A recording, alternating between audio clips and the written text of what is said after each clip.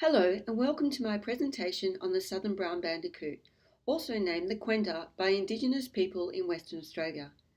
Prior to my discovery of a translocation site protecting this species at Craigie Bushland, I had no idea of how important these creatures are to environmental sustainability. By looking at how the Quenda's digging behaviour contributes to bioturbation, a primary driver of biodiversity, we can ascertain that their loss caused by land clearing will directly impact biodiversity. 8 species of bandicoot once existed in Western Australia, with the only remaining being Isodon obercellus fussiventa. This project addresses how a small digging marsupial mammal being lost from our landscape plays a major role as environmental engineers.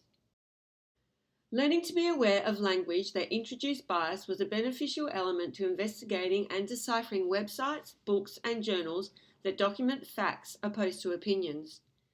With this in mind and the help of the book Teaching Scientific Literature, I developed an understanding of how to analyse scientific journals and obtain relevant information through Google Scholar and the Curtin database.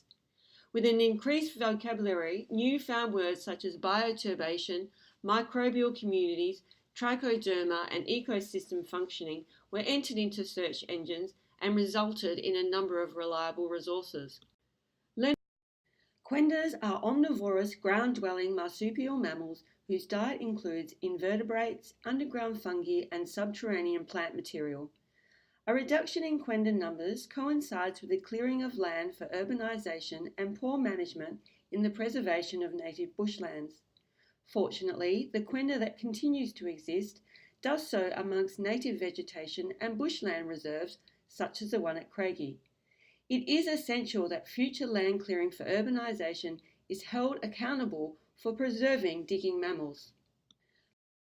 Quendas live and breed within endemic native bushland that provide them with food, shelter and protection from predators. In return, their diggings capture leaf litter, increase microbial activity, provide nutrient cycling that fertilises soil, germinates plant seedlings, increases water infiltration and disperses fungi. One Quenda's foraging activity is capable of excavating up to 3.9 tonnes of soil per year, whilst improving soil health by mixing organic matter and breaking through hard soil that would otherwise be impenetrable. The disappearance of Quenda diggings and their contribution to bioturbation will result in a loss of microbial communities, hence the building blocks of life that carry out half of the Earth's photosynthesis will not occur.